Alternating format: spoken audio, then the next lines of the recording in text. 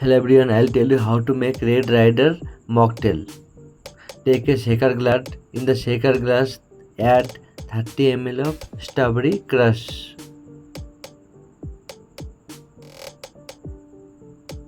Then pour 30 ml of grenadine syrup.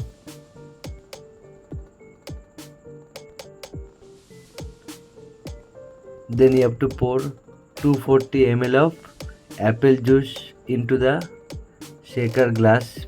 You can measure and pour 240 ml of apple juice. Then you have to add some ice cube. Then pour 20 ml of lemon juice. You can take a lemon and squeeze the lemon.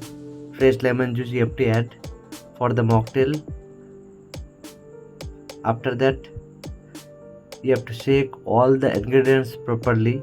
Shake well.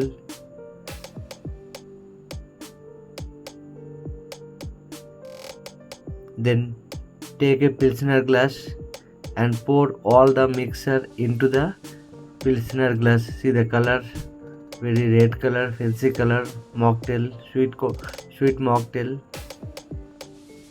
Then you have to garnish the mocktail with apple slices and mint spring and serve the mocktail with straw and stirrers.